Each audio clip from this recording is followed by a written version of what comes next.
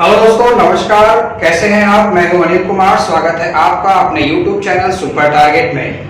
दोस्तों, जैसा कि आपको याद होगा कि हम मैथ फर्स्ट में संख्या पद्धति पढ़ रहे हैं। मैथ फर्स्ट में आप संख्या पद्धति नंबर सिस्टम पढ़ रहे हैं, जिसमें मैंने आपको संख्याओं के कुल 12 रूप समझाए हैं। अगर आपने उन 12 रूप को नहीं पढ़ा है, नहीं समझा है, तो आप अभी जाइए हमारे प्लेलिस्ट में और वहां पर उन 12 संख्याओं के 2 वीडियो पड़े हुए हैं। उन 12 संख्याओं को एक बार आप अच्छे से देख लीजिए, तभी आज आपको वीडियो समझ में आएगा। दोस्तों, आज हम आपको क्या पढ़ाने वाले हैं, स्क्रीन पर देख लीजिए। आज का टॉपिक लिखा हुआ है संख्याओं के प्रकार पर आधारित। जी हाँ, संख्या के प्रकार आप पढ़ चुके हैं। संख्याओं के प्रकार पर आधारित विगत वर्षों के यानी पिछले वर्षों में जो भी प्रश्न पूछे गए हैं, उन प्रश्नों की आज हम चर्चा करने वाले हैं। यानी कि संख्याओं के प्रकार पर आधारित विगत वर्षों के कुछ प्रमुख प्रश्नों पर आज हम चर्चा करने वाले हैं। तो दोस्तों, आज हम आपको संख्याओं के प्रकार पर आधारित कुछ प्रश्न बताने वाले हैं। स्क्रीन पर एक प्रश्न दिया जाएगा और उसके 4 विकल्प दिए जाएंगे और आपको बताना होगा कि सही विकल्प कौन सा है। ये सवाल वही बच्चा लगा सकता है, वही बच्चा समझ सकता है जिसे संख्याओं के प्रकार के बारे में जानकारी हो, संख्याओं के समस्त रूप की जानकारी हो, पहचान हो, उदाहरण पता हो उसे। तो चलिए देर न करते हुए क्वेश्चन की शुरुआत किया जाए।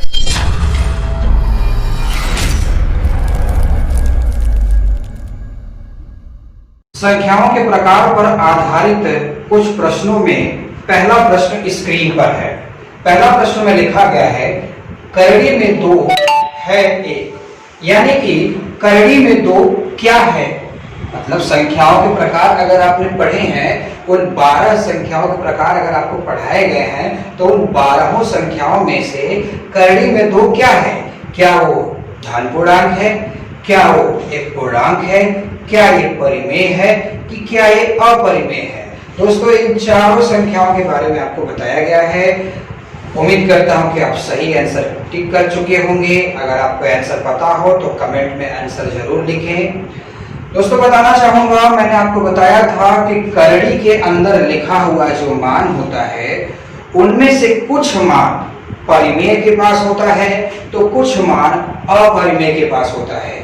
अगर करड़ी के अंदर लिखा हुआ वैल्यू एक पूर्ण वर्ग हो तो वह परिमेय संख्या होगा, लेकिन अगर करड़ी के अंदर लिखा हुआ वैल्यू एक पूर्ण वर्ग न हो तो क्या होगा?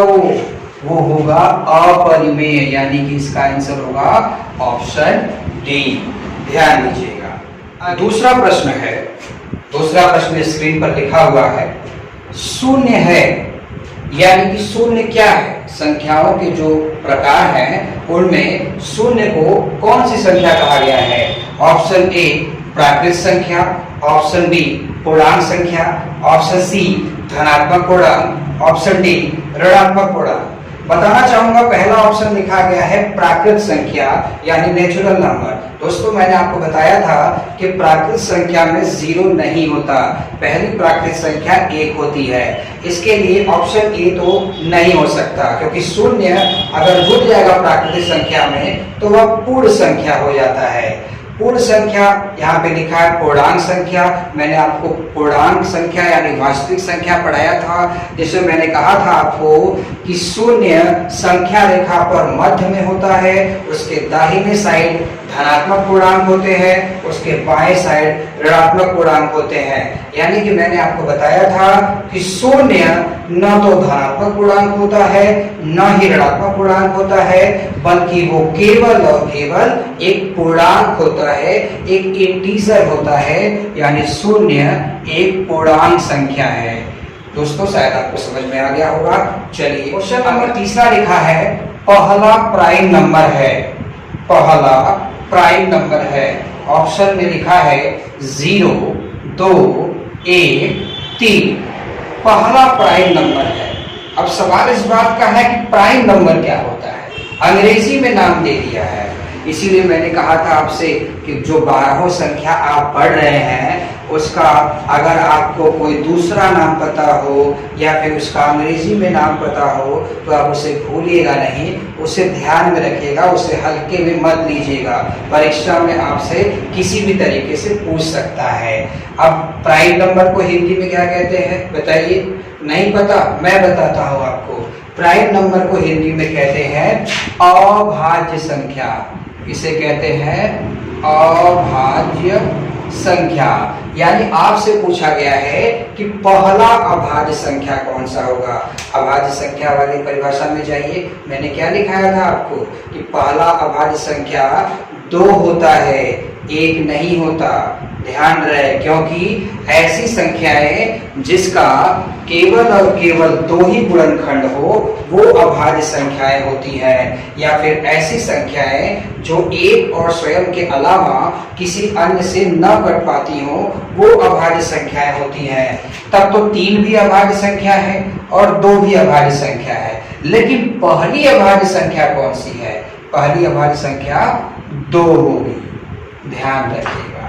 चलिए, निम्न में परिमेय संख्या है, यानी कि नीचे 4 विकल्प दिए गए हैं, आपको बताना है कि इनमें से कौन सा परिमेय संख्या है। परिमेय संख्या के बारे में शायद आपको पता होगा, परिभाषा आपको लिखाया गया था कि परिमेय संख्या को रेशनल नंबर भी कहते हैं।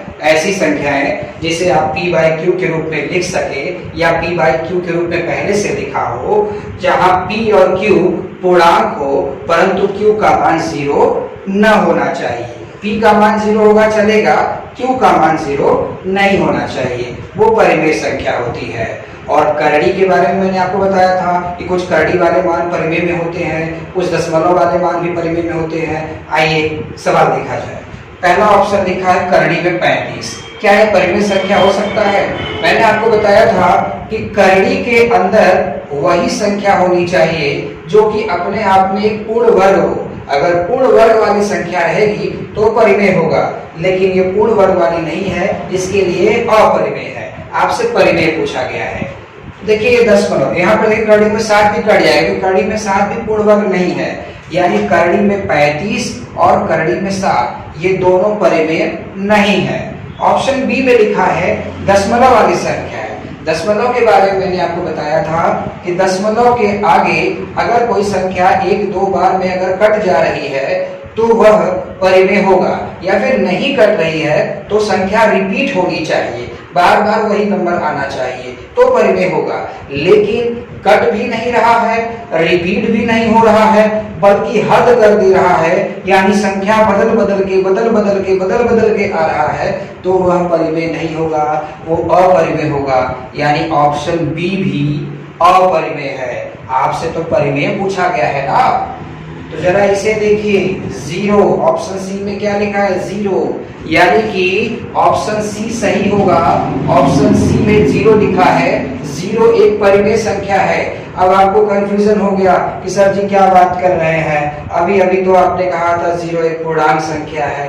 अरे बाबू कैसी बातें कर रहे हो, अभी अभी मैंने आपको समझाया 12 संख्या के बारे में। मैंने आपसे कहा कि आप उस वीडियो को जाके 1-2 बार फिर से देखिए। मैंने वहां आपको लिखाया था वास्तविक संख्या और उसका दूसरा नाम पूर्णांक बताया था, और मैंने कहा था कि 0 न तो धन पूर्णांक है न ही ऋण पूर्णांक है, बल्कि वो एक पूर्णांक है, एक इंटीजर है। और मैंने बताया था कि पूर्णांक परिमेय और अपरिमेय को मिलाकर बनता है, यानी पूर्णांकों में कुछ परिमेय संख्या भी होती है तो कुछ अपरिमेय भी होती है।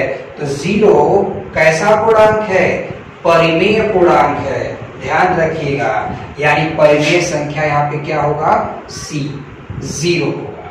आइए अगले क्वेश्चन की तरफ। क्वेश्चन नंबर 5 है, निम्न में कौन सी संख्या अपरिमेय संख्या है? यानी कि नीचे जो 4 विकल्प दिए गए हैं, आपको बताना है इनमें से कौन सी अपरिमेय संख्या है। अपरिमेय संख्या के बारे में मैंने आपको बताया था कि जिन संख्याओं को p/q के रूप में नहीं लिख सकते वह अपरिमेय होता है। पहला वाला ऑप्शन में लिखा है 1.333333। दोस्तों मैंने बताया था दशमलव वाले कुछ वैल्यू परिमेय में होते हैं और दशमलव वाले कुछ वैल्यू अपरिमेय में भी होते हैं। तो ये परिमेय वाला है कि अपरिमेय वाला है? मैंने आपको बताया था कि दशमलव के बाद अगर कोई संख्या कट रहा है, कट जा रहा है तो भी परिमेय है, और अगर न कटकर एक ही संख्या बार बार आ रहा है तो भी परिमेय है, यानी ये परिमेय संख्या है। पाई, मैंने आपको बताया था कि जितने भी गणितीय हो, चाहे भौतिक विज्ञान हो, चाहे रसायन विज्ञान के जितने भी संकेत हैं, वो सारे के सारे संकेत अपरिमेय के अंतर्गत आते हैं, यानी कि पाई एक अपरिमेय संख्या है। इस प्रश्न का सही उत्तर क्या होगा? ऑप्शन बी होगा। 3.14 दशमलव के बाद देखिए कट गया है संख्या, तो ये परिमेय में चला जाएगा। 22/7 पहले से p/q में है, यानी ये भी परिमेय संख्या है, यानी इस प्रश्न का सही उत्तर होगा ऑप्शन बी बॉल, अपरिमेय संख्या पाई होगी। अगला छठा प्रश्न है, 15 को 0 से भाग देने पर क्या प्राप्त होगा? 15 को 0 से भाग देने पर क्या प्राप्त होगा? यानी आप 15 में अगर 0 से भाग देंगे तो क्या प्राप्त होगा? क्या 15 आपको मिलेगा? बहुत सारे बच्चों के दिमाग में रहता है कि अगर 0 से भाग दिया जाए तो 0 ही प्राप्त होगा। दोस्तों बताना चाहूंगा, अगर आप किसी भी नंबर में 0 से भाग दे रहे हैं, एक बार फिर से, अगर आप किसी भी नंबर में 0 से भाग दे रहे हैं तो उसका वैल्यू इनफाइनाइट आएगा, अनंत आएगा। लेकिन अगर आप 0 में किसी नंबर से भाग दे रहे हैं तो उसका मान 0 आएगा। तो आपको 15 में 0 से भाग देना है कि 0 में 15 से भाग देना है, ये ध्यान से देखिए। आप 15 को 0 से भाग देना है, यानी आप किसी संख्या में 0 से भाग दे रहे हैं तो इसका मान इनफाइनाइट आएगा, अपरिभाषित आएगा, यानी इस प्रश्न का उत्तर होगा ऑप्शन डी डॉट। अगला 7वां प्रश्न है, 7वें प्रश्न की तरफ आप देखिए एक बार। लिखा है सम अभाज्य संख्या है, यानी नीचे दिए गए 4 विकल्पों में आपको अभाज्य संख्या छांटनी है, लेकिन वो भी कैसी अभाज्य संख्या? सम अभाज्य संख्या छांटनी है आपको। दोस्तों अभाज्य संख्या के बारे में मैंने आपको बताया था कि पहली अभाज्य संख्या 2 होती है, 2 के बाद 3 होता है, 3 के बाद 4 नहीं होता, 5 होता है, 5 के बाद 6 नहीं होता, 7 होता है, 8, 9, 10 नहीं होता, 11 होता है, 13 होता है, 14, 15 नहीं होता, 16 भी नहीं होता, 17 होता है, 18, 19 होता है, 20 नहीं होता, 21 नहीं होता, 22 नहीं होता, 23 होता है। ऐसे मैंने बहुत सारी संख्याएं आपको अभाज्य में बताई थी। जरा इन संख्याओं पे गौर करें। इन संख्याओं में इकलौता 2 ही एक ऐसा नंबर है जो सम संख्या है, लेकिन अभाज्य के लिस्ट में भी है, यानी कि आपसे पूछा गया है सम अभाज्य संख्या, यानी कि वो अभाज्य हो लेकिन सम भी हो। अगर 2 को हटा दिया जाए तो आप जूम करके देख लीजिए, क्या कोई इसमें सम संख्या दिख रहा है आपको? और आगे भी आप लिखते जाइए, कहीं पर भी आपको सम संख्या नहीं मिलेगा। यानी अभाज्य संख्या के लिस्ट में सबसे छोटा अभाज्य संख्या जो 2 है, वही 2 सम अभाज्य संख्या है, यानी इस प्रश्न का सही उत्तर ऑप्शन सी 2 होगा। अगला 8वां प्रश्न है, आइए 8वां प्रश्न की तरफ ध्यान दिया जाए। 2 सम संख्याओं का योग होता है। प्रश्न आपसे ये पूछना चाहता है कि अगर आप 2 संख्याओं को, 2 सम संख्याओं को जोड़ते हैं तो जो संख्या प्राप्त होती है वो कैसी प्राप्त होती है? ऑप्शन ए में लिखा है कि सदैव विषम प्राप्त होती है। ऑप्शन ए का कहना है कि अगर हम 2 सम संख्याओं को जब जोड़ेंगे तो हमें सदैव विषम मिलेगा। ऑप्शन बी कह रहा है कि सदैव सम संख्या मिलेगा। ऑप्शन सी डाउट में है। ऑप्शन सी कह रहा है सम भी मिल सकता है, विषम भी मिल सकता है। डी कह रहा है कि ये तीनों उत्तर गलत है, मतलब इनमें से कोई नहीं। दोस्तों सवाल को एक बार समझा जाए। सवाल साफ साफ कह रहा है कि 2 सम संख्या को, सम संख्या के बारे में आप जानते होंगे, ऐसी संख्याएं जो 2 से पूरी विभाजित हो जाए वो सम संख्या होती है। तो 2 सम संख्याओं का योग क्या होगा? अगर आपको याद नहीं है तो आप चेक कर लीजिए, कोई भी 2 सम संख्या ले लीजिए, अभी खुलासा हो जाएगा। मान लीजिए हमने एक सम संख्या 8 ले लिया, एक सम संख्या 4 ले लिया। अब इसको जरा जोड़िए, देखिए क्या आ रहा है, 12 आ रहा है। तो 12 क्या है, सम है कि विषम है? सम है। चलिए ठीक है, एक आप और ले लेते हैं, जैसे मान लीजिए आपने 16 ले लिया, एक सम संख्या, और एक सम संख्या 22 ले लीजिए। अब इसको जोड़िए, देखिए कितना आता है। जब इसको जोड़ेंगे तो 38 आएगा। क्या 38 2 से कर सकता है? बिल्कुल कर सकता है, यानी कि सम संख्या है। यानी कि जब हमने दो सम संख्याओं को जोड़ा तो हमें सदैव क्या मिला? हमें सदैव सम संख्या मिला। यानी इस प्रश्न का उत्तर होगा ऑप्शन बी, सदैव सम। अगला दोस्तों 9वां प्रश्न है। 9वां प्रश्न देखिए, दो विषम संख्याओं का अंतर होता है। प्रश्न लिखा गया है कि अगर हम दो विषम संख्याओं को घटाएं, अंतर का मतलब घटाना होता है। अगर हम दो विषम संख्याओं को आपस में घटा दें तो हमें क्या प्राप्त होगा? विषम संख्या आप जानते होंगे, जो संख्या 2 से पूरी विभाजित नहीं होती वो विषम संख्या कहलाती है। तो दोस्तों, क्या दो विषम संख्याओं घटाने से सदैव सम संख्या प्राप्त होगा, कि सदैव विषम संख्या प्राप्त होगा, कि सम या विषम प्राप्त होगा, कि पूर्ण वर्ग संख्या प्राप्त होगा? आपको विषम संख्या की अगर जानकारी है तो आप अभी चेक कर सकते हैं। जैसे मैं कोई विषम संख्या ले लीजिए, 15 एक विषम संख्या है। एक और विषम संख्या ले लीजिए 7। अब 15 में से 7 जरा घटा के दिखाइए क्या आता है। 15 में से 7 जाएगा तो क्या आएगा? 8। तो 8 सम है कि विषम है? सम है। चलिए एक और एग्जांपल ले लीजिए। जैसे में मान लीजिए आपने ले लिया 57, ठीक। अब उसमें से घटा लीजिए 17। 17 भी विषम संख्या है, 57 विषम संख्या है। तो 57 में से जब 17 जाएगा तो क्या बचेगा? 40 बचेगा। 40 भी तो एक सम संख्या ही है। यानी कि दोस्तों आपको समझ में आ गया होगा कि दो विषम संख्याओं का अंतर सदैव सम संख्या होता है। यानी इस प्रश्न का उत्तर होगा ऑप्शन ए। 10वां प्रश्न है, निम्न में पूर्ण वर्ग संख्या है। यानी नीचे 4 विकल्प दिए गए हैं, आपको बताना है कि इन चारों विकल्प में पूर्ण वर्ग संख्या कौन सी है। इन चारों विकल्पों में पूर्ण वर्ग संख्या कौन सी है? पूर्ण वर्ग संख्या के बारे में मैंने आपको बताया था कि ऐसी संख्या जो किसी न किसी संख्या का पूर्ण वर्ग हो उसे पूर्ण वर्ग संख्या कहते हैं, परफेक्ट स्क्वायर नंबर कहते हैं। जैसे में अब पहला ऑप्शन 27 लिखा है, क्या ये पूर्ण वर्ग संख्या है? नहीं, ये पूर्ण घन संख्या है। ये 3 का घन है। 8 भी पूर्ण घन संख्या है, ये 2 का घन है। 216 ये भी पूर्ण घन संख्या है, ये 6 का घन है। लेकिन जरा 36 की तरफ देखिए, ऑप्शन सी की तरफ देखिए, ये 6 का वर्ग है।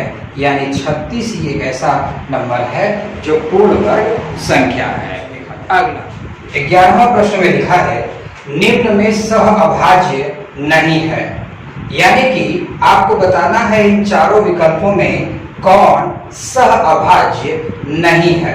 दोस्तों, सह अभाज्य संख्या यानी कि को प्राइम नंबर के बारे में मैंने आपको बताया था कि ऐसे संख्याओं का युग्म, ऐसे संख्याओं का जोड़ा जिसका मौसर, जिसका महत्तम समापवर्तक यानी एचसीएफ सदैव 1 आता हो। यानी जो संख्या किसी एक कॉमन नंबर यानी 1 से पूरी तरह से कट जाता हो, वही जोड़ा सह अभाज्य होगा।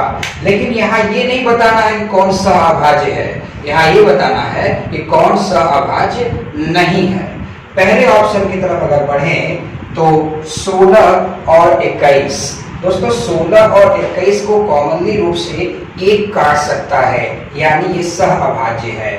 ऑप्शन बी 32 और 33 को भी कोई नहीं काट सकता सिवाय 1 के, यानी ये भी सह अभाज्य है।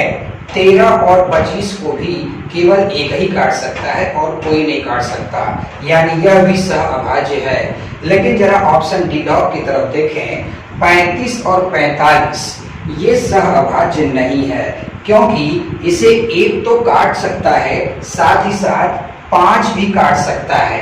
5 7 35, 5 9 45, यानी ऑप्शन डी में लिखा 35 और 45 ही एक ऐसा जोड़ा है जो कि सह अभाज्य नहीं है। चलिए आइए दोस्तों, आज का अंतिम प्रश्न देख लिया गया। अंतिम 12वां प्रश्न है, निम्न में सही कथन है। यानी कि नीचे 4 ऑप्शन में 4 बातें लिखी गई हैं, 4 स्टेटमेंट लिखे गए हैं, 4 कथन लिखे गए हैं।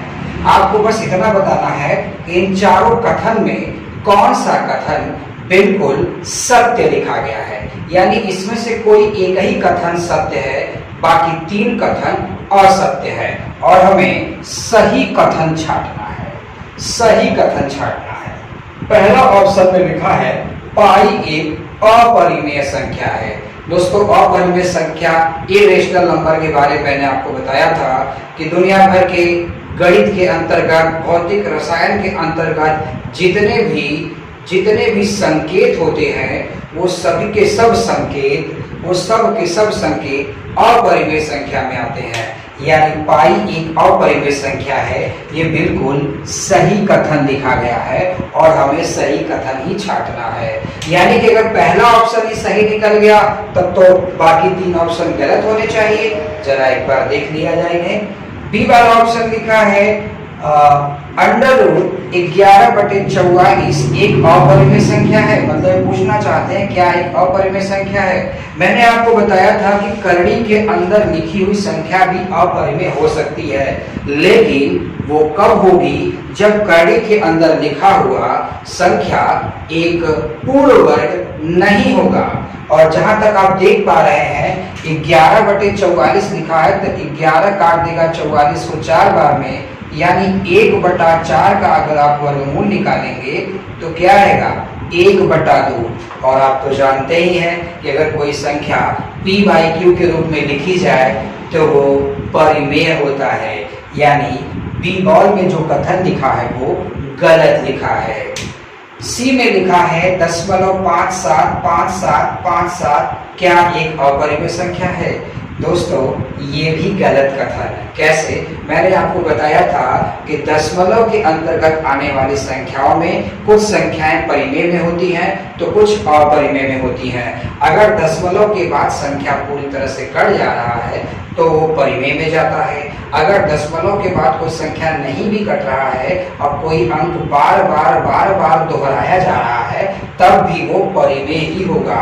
और आप जूम करके देख सकते हैं 57575757 रिपीट हो रहा है, यानी यह एक परिमेय संख्या है, अपरिमेय लिखा है, जो कि गलत है। यानी सी वाला कथन भी गलत हो गया। ऑप्शन डी में लिखा है कि क्या प्रत्येक अपरिमेय संख्या एक वास्तविक संख्या नहीं होती। दोस्तों, ये भी सीधा सीधा गलत बात कह रहा है। क्यों? क्योंकि मैंने आपको जब वास्तविक संख्या रियल नंबर पढ़ाया था तो मैंने बताया था कि इसे इंटीजर भी कहा जाता है, इसे पूर्णांक भी कहा जाता है। जिन जिन संख्याओं को आप संख्या रेखा पर दर्शाते हैं उसे वास्तविक संख्या कहते हैं। और मैंने इसका एक और परिभाषा बताया था कि दुनिया भर के सारी की सारी परिमेय संख्या और दुनिया की सारी अपरिमेय संख्या मिलाने से वास्तविक संख्या का निर्माण ही होता है। यानी जितना भी आप परिमेय संख्या देखते हैं, जितना भी आप अपरिमेय संख्या देखते हैं, वो सब का सब वास्तविक संख्या ही होता है। डी डॉग में लिखा है प्रत्येक अपरिमेय संख्या वास्तविक संख्या नहीं होता। अरे गलत लिखे हो भैया, प्रत्येक अपरिमेय संख्या वास्तविक संख्या होता है। आपसे पूछा गया था निम्न में कौन सा कथन सही है, तो ऑप्शन ए सही है, बाकी 3 के तीनों कथन गलत है। तो दोस्तों, आप पढ़ रहे थे संख्या पद्धति में संख्या के प्रकार के अंतर्गत आने वाली कुछ सवालों के बारे में। आज मैंने आपको कुल 12 सवाल पढ़ाए। अगर आपको हमारा वीडियो पसंद आया है तो इसे लाइक कर दीजिए। अगर ज्यादा पसंद आया है तो अपने दोस्तों में भी शेयर कर दीजिए। दोस्तों, अगर आप हमारे चैनल पर नए हैं तो हमारे चैनल को सब्सक्राइब कर दीजिए तथा बेल आइकन को दबाना बिल्कुल न भूलें। अगर आप बेल आइकन को नहीं दबाएंगे तो हमारे आने वाले वीडियो का नोटिफिकेशन आपको नहीं मिल पाएगा। दोस्तों, इसी के साथ मैं अपनी बात को खत्म करता हूं। मुलाकात होगी कल एक नए वीडियो के साथ। तब तक के लिए नमस्कार।